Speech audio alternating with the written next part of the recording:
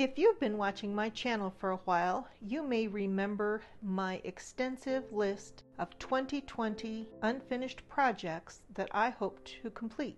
When I decided to do Vlogmas this year, I thought this would be a good project to finish as part of it. Let's take a look. I started this project in the spring of 2016. Pam Kellogg had asked me to create a piece for the cover of a special Christmas issue of Crazy Quilt Quarterly magazine. I started off with drawings, and once I ended up with something I was happy with, I played with fabrics and colors. After stitching the background, I stitched the focal point. I stitched the first two lines of my favorite Christmas carol, "O Holy Night."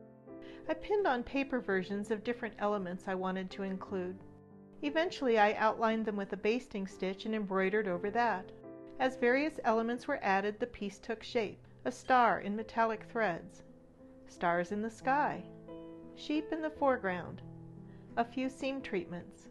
At this point I felt it didn't have enough graphic impact for the cover of a magazine, so I set it aside and instead created a completely different piece for the magazine.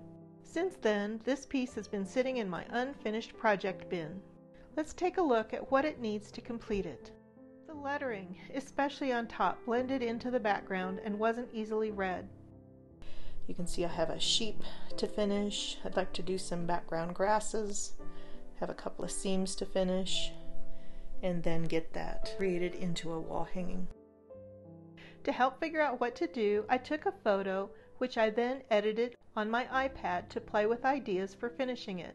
I printed out a copy so I could have it easily to hand while I was working.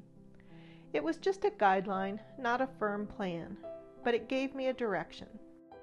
The very first thing I tackled was the lettering. I found that I needed to take it off the stretcher bars in order to do this. I added some cross-hatching to the capital letters to emphasize them, and then I stitched a second line of stitching to emphasize the letters in the upper line of text. I finished the second layer of stitching on the top text, and I'm really happy with the way it turned out. I think it helps bring it up and makes it pop. So I just want to add the little cross-hatching on the capitals, probably on the exclamation point. I do think that might be the color I was using. So word to the wise: if you're not going to finish a project right then, make sure you keep the threads you're using with it until you're done. So that just accents that nicely. For the lower text, once I added the cross-hatching to the capital letters, that seemed to be all it needed. Alright, so that is done. I found thread to match the sheep and filled the empty spaces with more French knots. To help define the shapes, I added some French knots in a warmer dark gray.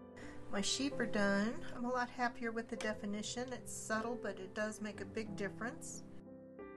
If I look at my little plan, I need to darken up here around the manger.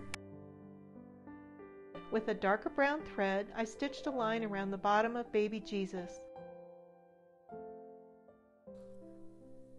See, that makes a big difference. It just sets him down onto the manger instead of floating above it. I have my stitch book here. I want to find something that's got sort of a grassy look. I think this is the one we're going to do. So before I can do that, I need to remove this stitching. I removed the curved line I had stitched long ago, as I no longer remembered what the plan was, and I couldn't come up with something that seemed satisfactory. Then I stitched one of my favorite feather stitch seam variations. So let's take a look at that pattern I want to use on this seam. So this is the one I want to use. The main seam is just a standard feather stitch and then a little bit of fly stitch.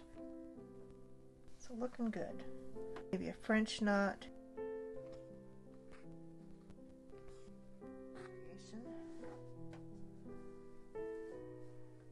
It's got lazy daisies.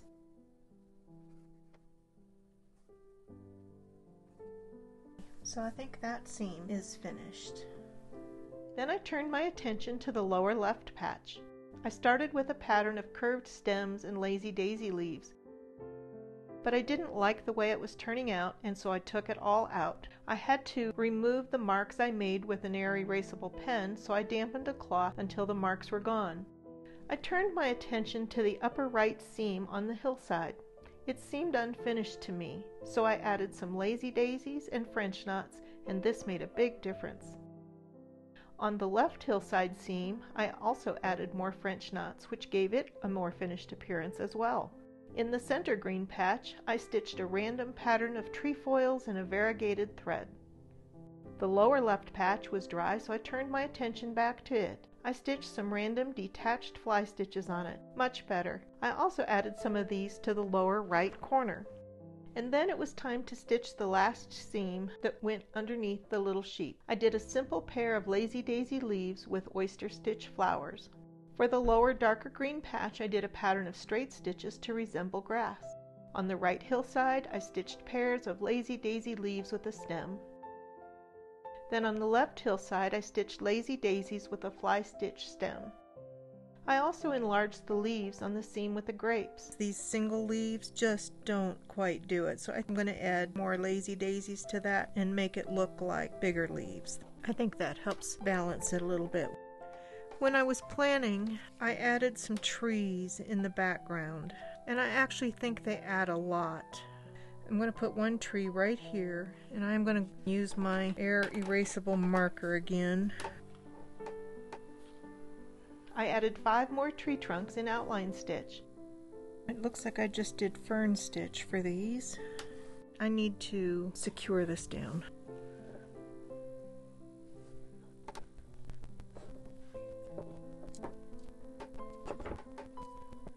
Then I stitched fly stitch branches in variegated green thread that's not quite as bright as the ones of the 2 larger trees I had already stitched.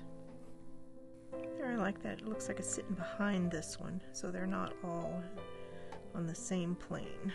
I tried to make these smaller than the larger trees in front as well. I like the way some of them seem to be sitting behind the triangular trees. One of the things that I realized is that my starlight needs to come in front of these back trees. It's hard to see on camera, but the starlight is made from a single strand of blending filament that is couched down.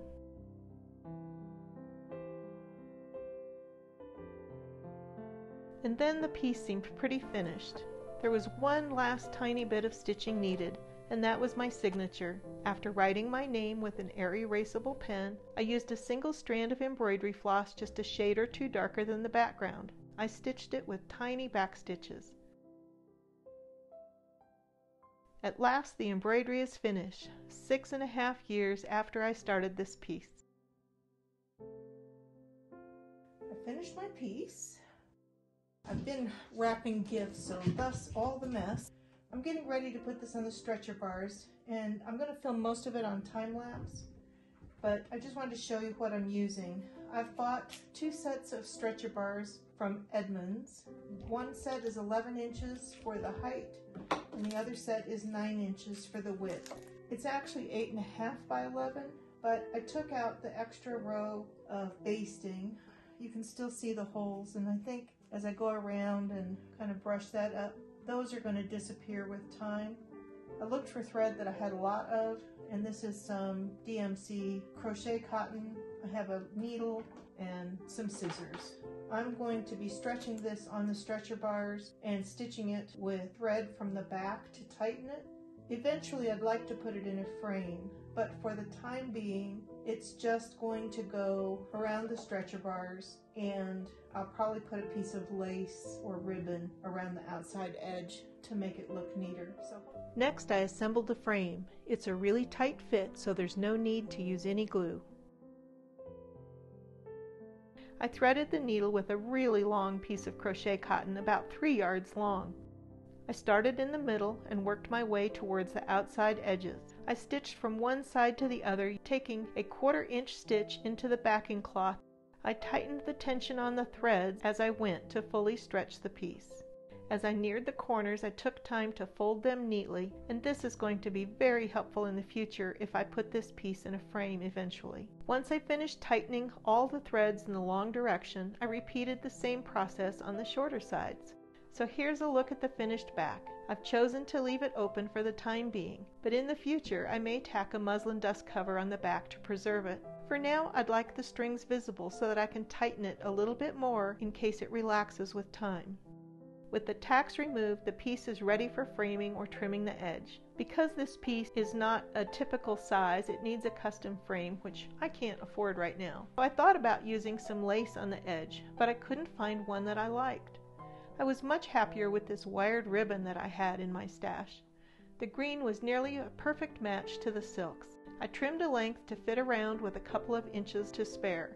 I folded one edge over and whip stitched the join at the corner. This makes it nearly invisible.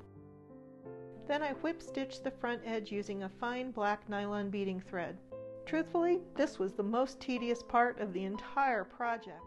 But what a joy to finish this project that's been in my unfinished project bin for so many years.